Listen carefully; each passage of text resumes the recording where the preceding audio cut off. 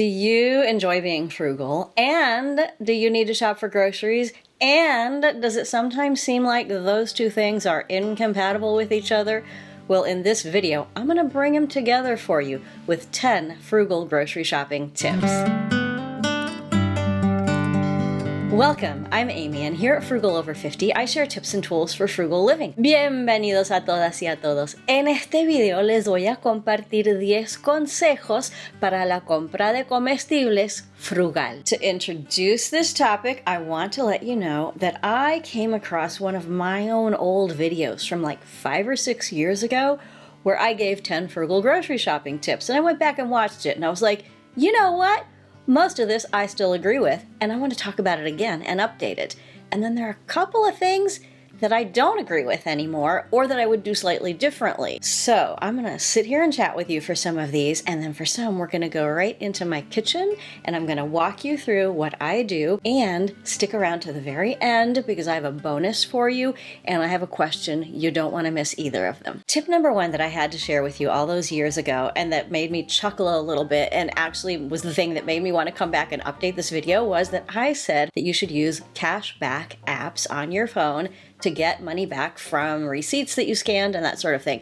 And I had completely forgotten that I used to be absolutely devoted to those cashback apps. It's all a blur anymore because it's been several years since I did that. And my update for this is that for me, I no longer use those. I no longer consider cashback apps a good value. And in fact, I have deleted everything like that off of my phone. The reason is that I've gotten more concerned about privacy than I am about getting cash back. And I found that I wasn't getting enough cash back to make me feel confident that all of the data these apps were taking from me was worth it. So I'm curious how you handle this. Do you live in a part of the world where cashback apps are common for grocery shopping? Do you use them? Do you find them helpful? Or have you, like me, decided, nah, not anymore? And in this day and age, I have different effective tips. So I'm gonna check that one off as great for the past, not so much for me for right now, and then move straight on to number 2. Number 2 is to meal plan. This has been such an interesting journey for me over the last several years. When I recorded the previous version of this video, I was living in a different part of the world. I was living in a different housing situation. I was living with different people, and I had very different meal prep and meal delivery responsibilities. And now I am in a whole different world, a whole different lifestyle, and I still find meal prep very useful. One of the things that I have discovered is that I don't anymore enjoy planning breakfast, lunch, snack, dinner as I used to. I used to be the way that I survived the week.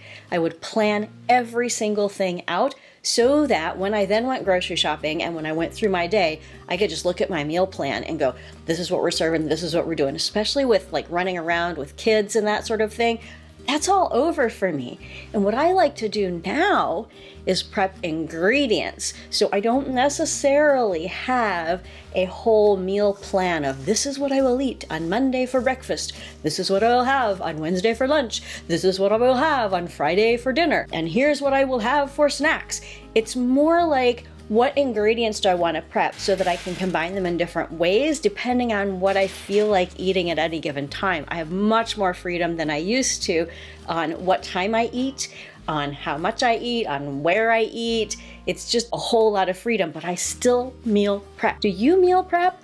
Do you live in a situation where you find that useful, or do you like to sort of go with your intuition? Which do you find the most frugal? Number 3. Shop your home first. For tip number 3, welcome to my home kitchen. I'm glad to have you here. And I want to show you how I work on shopping my home first these days. I talked to you in the meal planning section about how I am very much freer than I used to be on how I meal plan. Now, how do I apply this then to shopping my home first? Let me give you an example. So here we have the current state of my pantry. I have recently reorganized it by pulling everything out and setting it where I want it so that I know what I have. And I see when I shop at home, going back again to meal prepping, I realized I wanted something with pasta. So I'm gonna pull out this elbow macaroni. And then I see up here that I've got a nice little mushroom sauce. Lucky me.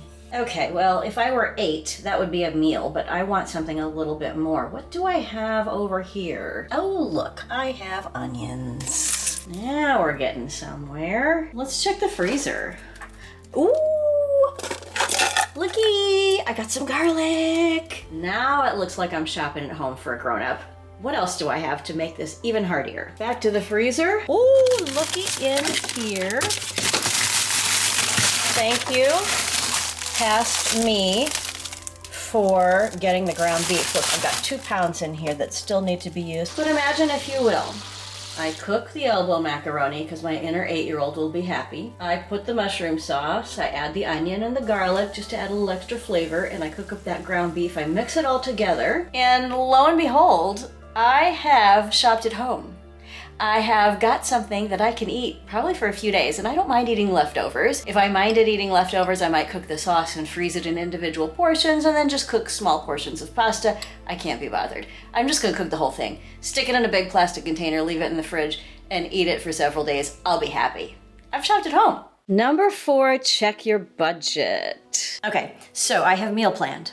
I have shopped at home, and now can I go to the store? Not quite yet. Because before I go, I need to know how much I have to spend. And so I am actually sitting here in front of the good old laptop, and I also have my phone, and I've got some notes here for the video. And I'm gonna be checking my budget. I'm not gonna share it with you because it's got some private information, but I am determined not to spend more money than I have in my budget assigned for food this week. It's a goal. Sometimes I don't achieve it for all kinds of reasons, but this time I really, really want to. So I'm gonna spend a little time with my budget here, and I'm gonna spend some time looking at exactly how much I have and exactly how long it has to last before I get more money in, and exactly what I need to spend. And then we're gonna move on. If you're getting value out of this video, will you give it a like and consider subscribing if you have not already? And if you'd like to get notified first of new videos, make sure and hit the bell. Let's get back to the tips. Number 5, before you go shopping, make a list. It is time to make my list. I use Google Keep on my phone to make my list, and this is what I do. Let's use this pasta dish as an example. So I have put back all of the things because I'm gonna go shopping before I make this, but I'm gonna look in my spice cabinet, and this spot right here is where I keep oregano. I'm out. That goes on my list. Then I want to get into my fridge, which, yeah, could use a little replenishing, but doesn't look too bad. And this is where I keep cheese. I don't have any cheese. I've got a little chicken apple sausage, but no cheese. I might want some cheese on my pasta. I'm gonna add it to the list. And basically, this is what I do to make my list. I just walk around my kitchen with my Google Keep app and with the things that I know I'm gonna make and looking to see what I need to buy and what I already have, and I make my list that way. As you know, if you are a compulsive list maker like me, this takes a lot longer to describe than to do. But I love the freedom and the flexibility of just walking around my kitchen with my phone out and looking at everything and going, I need that, I need that, I need that. And having meal prepped and then having shopped my home first, when I make my list, it's really practical and I'll be able to use what I buy right away. Number 6, know your local prices. Let's come back to the kitchen and talk about local prices versus what you see on the internet, on YouTube, and on social media. It's kind of fun to watch people go grocery shopping and figure out what prices they're paying, especially if they get a really good deal on something. You may or may not be able to get a similarly good deal. Let me give you an example of something that I have right here in front of me. So, the part of the world where I live, these guys, the little eggies, they are extraordinarily cheap right now as I am recording this.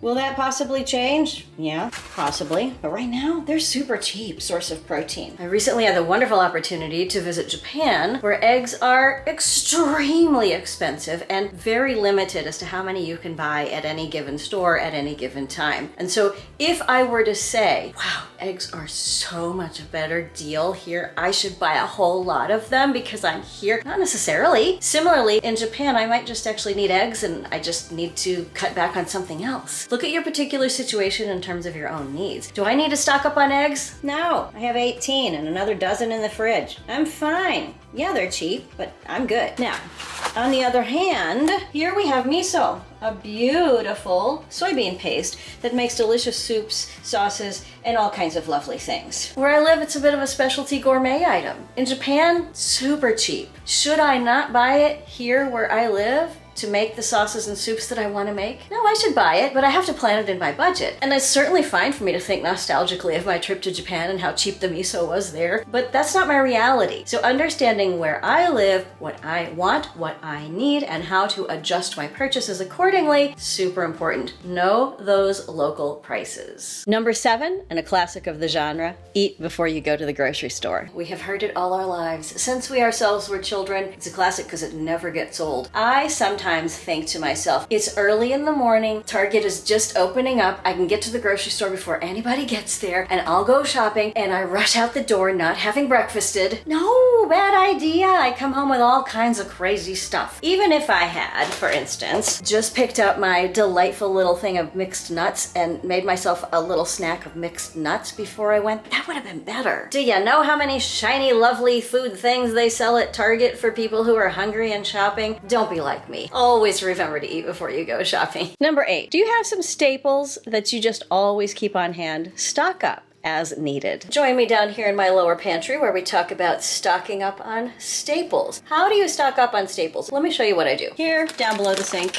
is where I keep my rice. I like to eat 2 kinds. I like to eat long grain rice because it's what I grew up eating. And I like to eat kokoho rice because it's what I ate for most of my adult life. I like to stock up on this rice just so that I have it. I don't necessarily eat this much of it. This is a lot, but it can last me a while and it's pretty cheap. And I stock up on this beauty when I go to the specialty store in my city that has it. This beautiful 10-pound bag is a great stock up for me. And then going back to the good old upper cabinet, I have beans. For me right now, this bag of garbanzo beans and this bag of black beans counts as stocking up because I just cook for myself and it takes me a long time to get through these because I also eat other stuff. But anytime I go and I see that I'm out and they're having a sale, I'll pick them up. And 1 or 2 bags of these beans will last me a long time. Number 9, shop with blinders on so you don't get distracted. All right, so I'm gonna go back and check my list of things that I need to do before I go shopping, and then I'm gonna go shopping. I've planned my meals. I have shopped my home first. I have checked my budget. I have made a list. I know my local prices, and I have eaten. I don't need to stock up on any staples this week, but I am gonna go to the grocery store, and I'm gonna shop with blinders on. I've gone through all of this trouble to get ready to go shopping and to keep it frugal, to keep it within my budget,